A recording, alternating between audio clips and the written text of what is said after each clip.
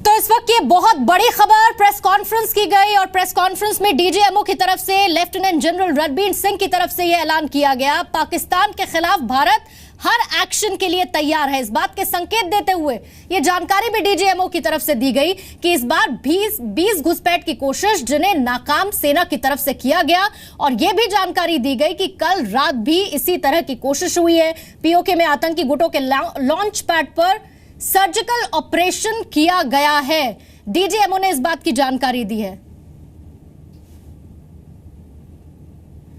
तो ये पूरी जानकारी दी गई डीजीएमओ की तरफ से। न्यूज रूम का रुख कर लेते हैं, शैलेश मेरे सहयोगी मौजूद है। शैलेश, ये जो पूरी जानकारी दी गई और जो सर्जिकल स्ट्राइक की गई आतंकी गुटों के लॉन्च पैड पर, कैसे देखा जाए इसे? देखिए पूर्णिमा, भारत ने एक बात बिल्कुल साफ कर दिया है कि इनफ इज इनफ। अगर एलओसी पर कोई आतंकवादी दिख रहा है और भारत में घुसपैठ की कोशिश कर रहा है तो उसे बख्शा नहीं जाएगा। और इसी की वजह से आप ये कह सकते हैं कि पाकिस्तान को चेताने के लिए भारत ने ये सर्जिकल स्ट्राइक किया है। जो डीजीएमओ के शब्दों को आप सुने, उन्होंने कहा कि इनको मारने के बाद हमने पाकिस्तान को इन्फॉर्म किया है कि अगर आगे भी इस तरह की चीज़ें होगी तो भारत इसको बर्दाश्त नहीं करेगा। मैं आपको बताऊं कि जिस तरीके से भारत सरकार की स्ट्रेटेजी इस पूरे मामले उरी अटैक के बाद जो रही है, बहुत सधी हुई और बहुत तरीके से रही है। और जैसा कि सूत्र ये भी बता रहे हैं कि भारत ने इस सर्जिकल स्ट्राइक करने से पहले बहुत सारी संभावनाओं को देखा है, तमाम तरह लोगों को कॉन्फिडेंस में लिया है। सार्क समिट के रद्द होने के बाद और जिस तरीके से आप बहुत इंपॉर्टेंट इंफॉर्मेशन यहाँ पर साझा कर रहे हैं, आपको मुझे रोकना होगा। जी न्यूज के एडिटर सुधीर चौधरी हैं इस वक्त हमारे साथ फोन लाइन पर। सुधीर, प्रेस कॉन्फ्रेंस अभी आपने सुनी होगी और जिस तरह की बातें डीजीएमओ की तरफ से की गई, ये कड़ा संदेश भारत की तरफ से पाकिस्तान को देने के, और इससे क्या कुछ बड़े संकेत भारत के निकल कर आते हैं आने वाले समय में कार्रवाई को लेकर? जी पूर्णिमा, आपने देखा होगा पूरे देश में पिछले कई दिनों से ये लगातार बहस छिड़ी हुई थी कि भारत अब क्या कार्रवाई करेगा, भारत किस तरीके से पाकिस्तान पर एक्शन ले सकता है। और यूनाइटेड नेशंस में आपको याद होगा भारतीय विदेश मंत्री सुषमा स्वराज ने कहा था कि हम डिप्लोमेटिकली पाकिस्तान को आइसोलेट करेंगे। तो लेकिन इस पे मैं ये जरूर कहूंगा कि आज भारत सरकार ने एक सरप्राइज दिया है सुबह सुबह और सबको चौंका दिया, क्योंकि तमाम जितने एक्सपर्ट्स थे वो ये सोच रहे थे कि शायद भारत सरकार इस वक्त तैयारी कर रही है, शायद सेना तैयारी कर रही है। और आपने देखा होगा आज की बैठक में जो प्रधानमंत्री ने ली थी उसमें जिस तरीके से सेनाध्यक्ष को बुलाया गया था, जिस तरीके से सेना के अधिकारियों की मौजूदगी थी,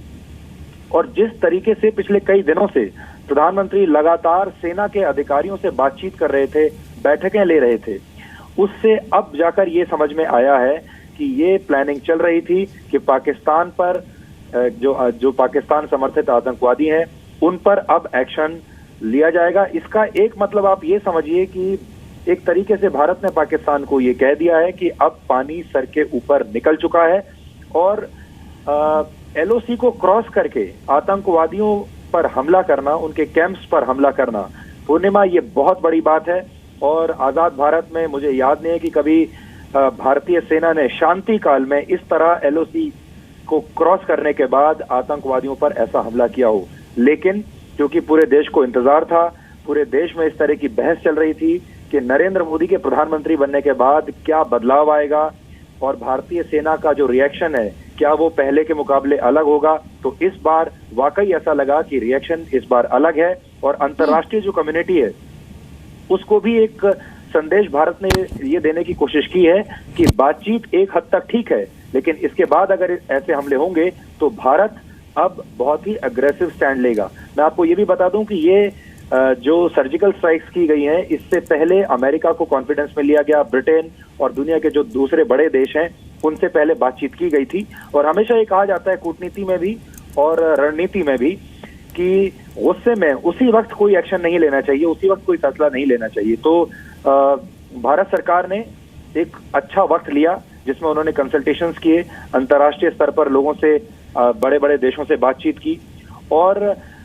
ये एक ऐसी इसकी सुई टाइमिंग है कि उन्होंने बहुत ज्यादा वक्त बर्बाद भी नहीं किया कि लोग हताश हो जाएं ये सोचकर कि भारत शायद कोई एक्शन नहीं लेगा, और इतनी जल्दबाजी भी नहीं दिखाई कि आपको ये लगे कि गुस्से में आपने कोई गलत कदम उठा लिया। सो मैं ये कहूंगा कि बहुत ही कैलकुलेटिव मूव था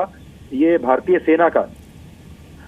एलओसी के पार आतंकवादियों पर हमला करने का। और जो उन्होंने संख्या तो नहीं बताई है, लेकिन आपने ये नोट किया होगा, उन्होंने कहा है कि हैवी कैजुअलिटीज हुई हैं। हैवी कैजुअलिटीज का मतलब ये है कि शायद बड़ी संख्या में आतंकवादी उसमें मारे गए हैं।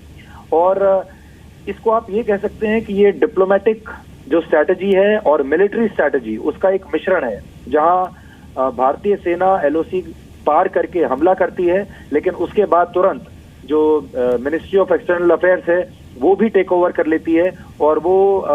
पाकिस्तान सरकार को भी बताती है इसके बारे में, और पाकिस्तान सेना को भी इसके बारे में जानकारी दी जाती है कि इस तरह की खुफिया जानकारी भारत को मिली थी कि आतंकवादी एक बड़े हमले की योजना बना रहे थे।